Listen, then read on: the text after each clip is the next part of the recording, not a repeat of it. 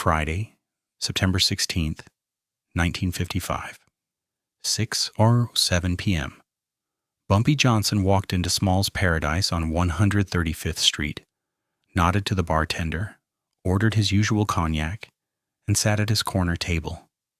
At 6:45 p.m., he stood up, told Illinois Gordon he'd be back in an hour, and walked out the door. That was the last time anyone saw Bumpy Johnson for 72 hours. No phone calls, no sightings, no messages, no explanation. He simply vanished. And when he reappeared Monday evening at the exact same spot, 3 of his enemies had disappeared permanently. And Bumpy Johnson never said a word about where he'd been. This is the story of the 72 hours that made the FBI realize they weren't just dealing with a gangster. They were dealing with a ghost. Death Friday, September 16th, 7:45 p.m., Illinois. Gordon started getting nervous. Bumpy had said 1 hour. It had been 90 minutes. In their world, when someone was late without calling, it usually meant one thing: trouble. Illinois made calls. To Bumpy's apartment, no answer. To Bumpy's other associates, nobody had seen him. To his usual spots, he wasn't there. By 9 p.m., Illinois knew something was wrong. By 10 p.m., word had spread through Bumpy's organization. The boss was missing. By midnight, according to those present, Illinois had gathered Bumpy's inner circle at Small's Paradise. 8 men who'd been with Bumpy for years. All of them worried. "When's the last time anyone talked to him?" Illinois asked. Nobody had spoken to Bumpy since he walked out that door at 6:45. His apartment? Checked. He's not there. No sign of a struggle. Nothing missing. His car's still parked outside. His other spots? All checked. Nothing. Junie Bird, one of Bumpy's oldest associates, spoke up. "You think someone grabbed him?" It was the question everyone was thinking, but nobody wanted to say. In their world, when a boss disappeared suddenly, it usually meant kidnapping. Or worse. Who would be crazy enough to grab a Bumpy Johnson? Someone asked. The answer came quickly. Tony Benedetto. Tony the Hammer. Benedetto was a captain in the Genovese family. For the past 6 months, he'd been trying to muscle into Bumpy's territory. Small provocations, testing boundaries, seeing how far he could push. 2 weeks earlier, Tony had allegedly threatened Bumpy directly, told him Harlem would be Italian territory within the year. Bumpy had reportedly smiled and said, "We'll see." If anyone had the motive and the stupidity to try something against Bumpy, it was Tony Benedetto. "Find him," Illinois said, "and find out if he knows anything about where Bumpy is." But there was a problem. When Illinois' people went looking for Tony Benedetto that night, they couldn't find him either. Tony had last been seen Friday afternoon. Now Friday night, he was gone too. It's a Saturday, September 17th. 8 a.m. Special Agent Robert Hayes of the FBI sat in his office in Lower Manhattan, reading the overnight surveillance reports. Hayes had been tracking Bumpy Johnson for 3 years. He knew Bumpy's patterns, knew his schedule, knew his movements, and according to the surveillance team's report, Bumpy Johnson had vanished. Hayes picked up the phone and called the agent who'd been watching Bumpy the night before.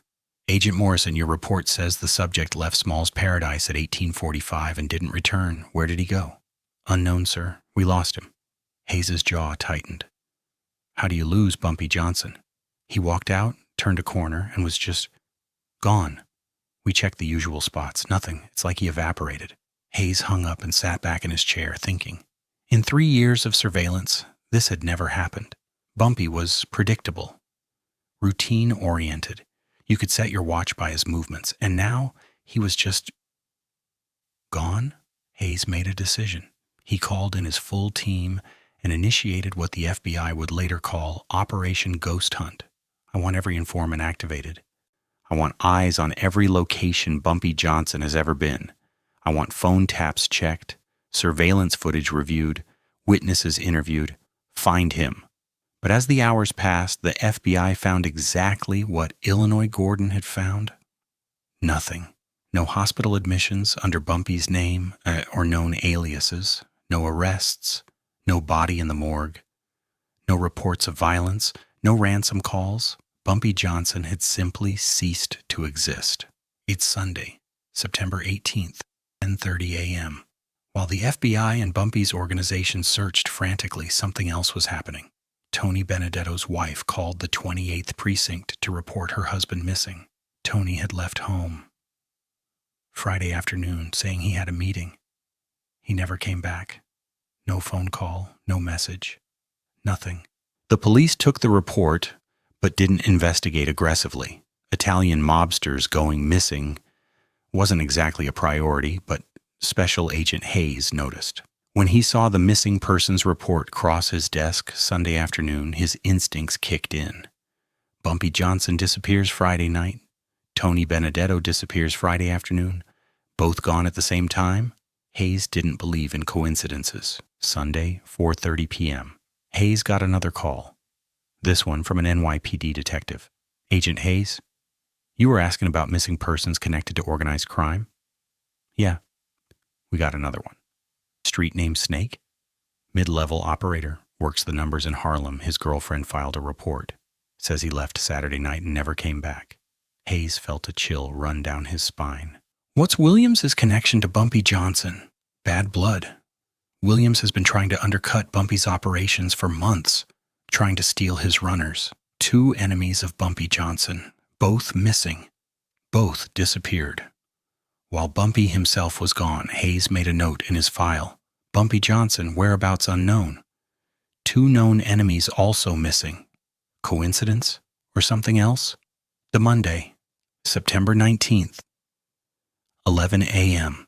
By Monday morning, panic had fully set in. Illinois Gordon hadn't slept in 52 hours. He'd checked every hospital in New York, every morgue, every police station.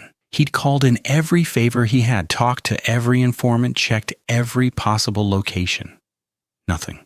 Bumpy Johnson had been gone for 65 hours, and there wasn't a single trace of where he'd gone.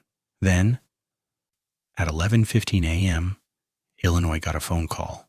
Illinois, it's Sammy. I got something you need to know. What? Vincent Calabresi is gone. Illinois went cold. When? This morning. His crew says he went out for breakfast around 9. Never came back. His car's still at the diner. Food's still on the table. But Vincent? Gone. Vincent Calabresi was a Genovese underboss, higher ranking than Tony Benedetto, more dangerous than Marcus Williams. And for the past year, Vincent had been the biggest thorn in Bumpy's side. Vincent had been actively trying to take over Bumpy's territory.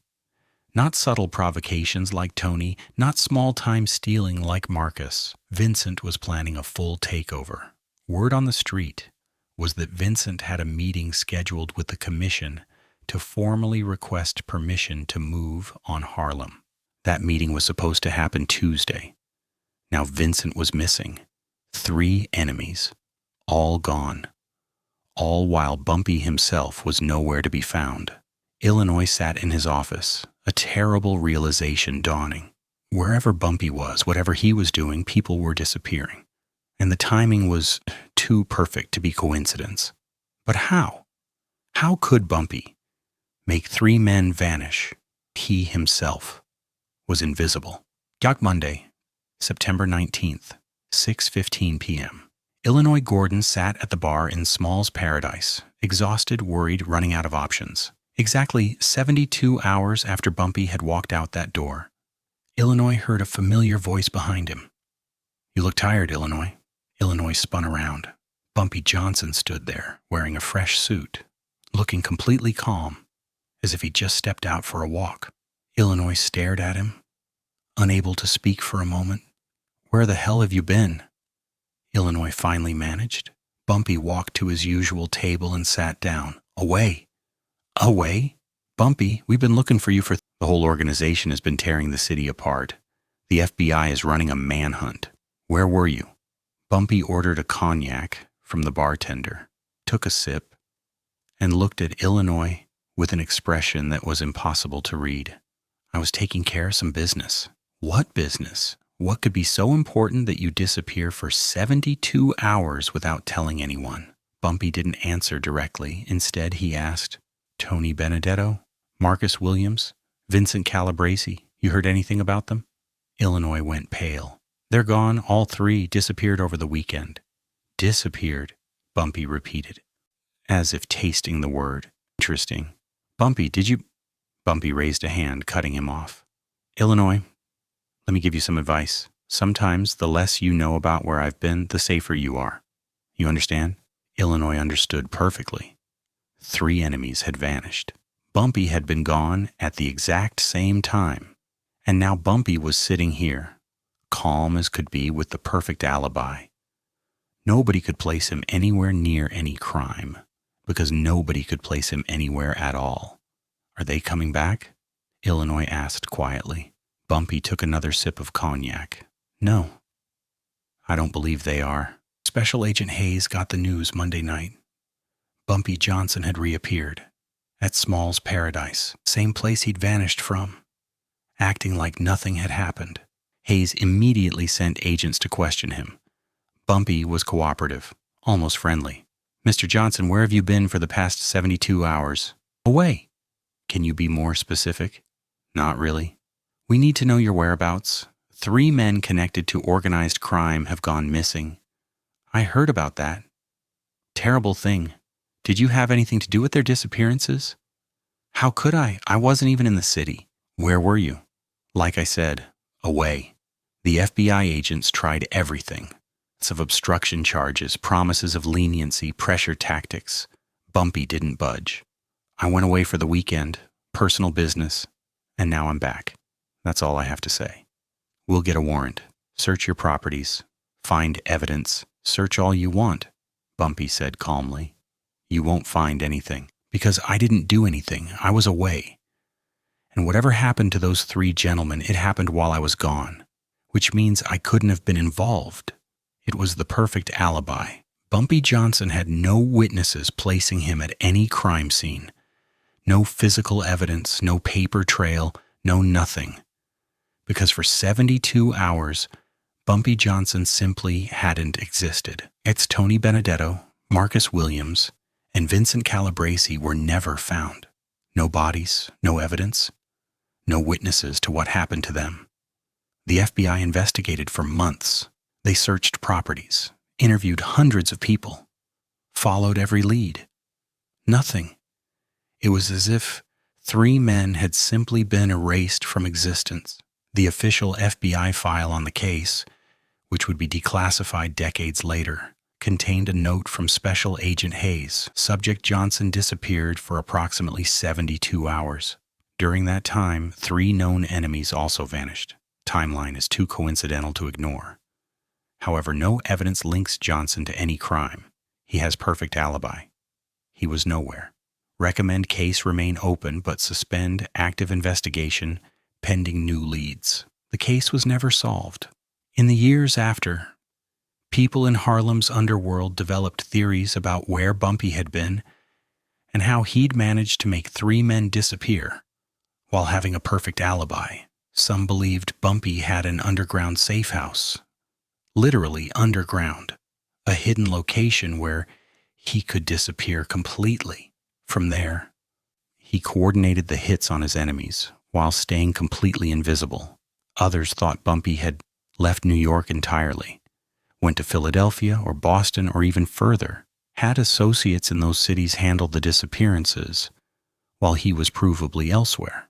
A few people whispered about the possibility that Bumpy had used a body double. Someone who looked like him, acted like him, could pass for him at a distance, while Bumpy himself was away. The double-handled business, creating confusion about who was where and when. The most popular theory was that Bumpy moved between multiple safe houses, never staying in one place long enough to be tracked. 3 or 4 locations rotating constantly, impossible to pin down. But there was another theory.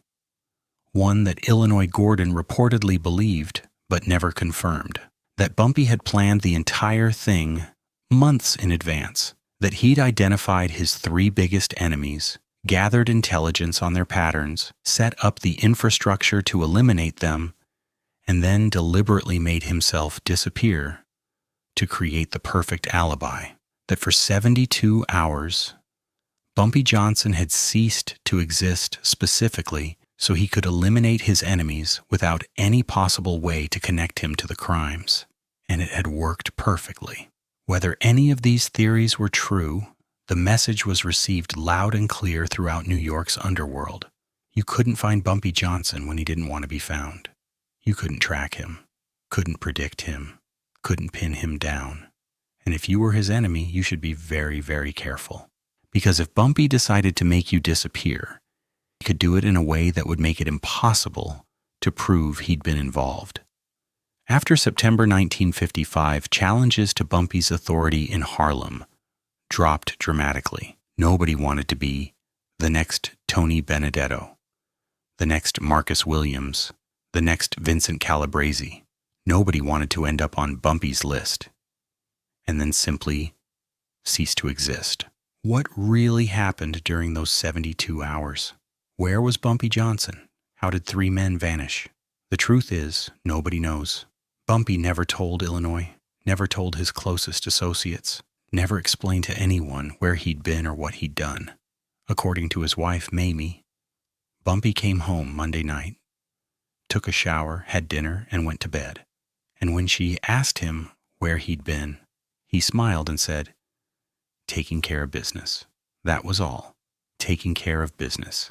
The FBI file remained open for years, but was eventually closed due to lack of evidence.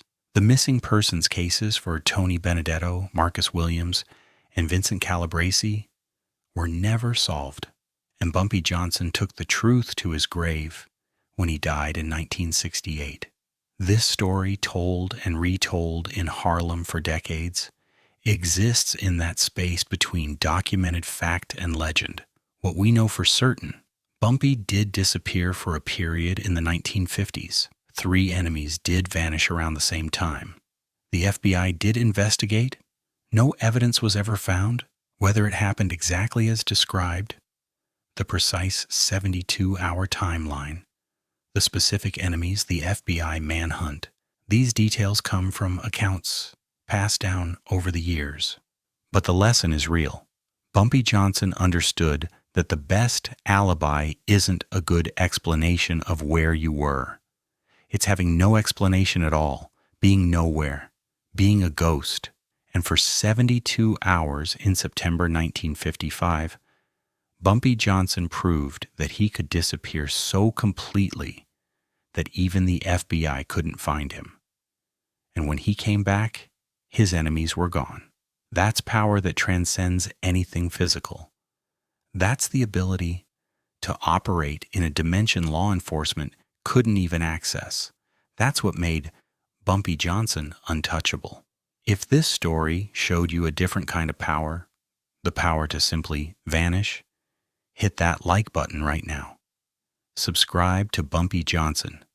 The Harlem Godfather for stories reveal the strategic genius behind the legend. Turn on notifications. Drop a comment. Where do you think Bumpy was during those 72 hours? What's your theory? Remember, the greatest power isn't being everywhere. It's being nowhere when you need to be. This is Bumpy Johnson, the Harlem Godfather, and we're just getting started.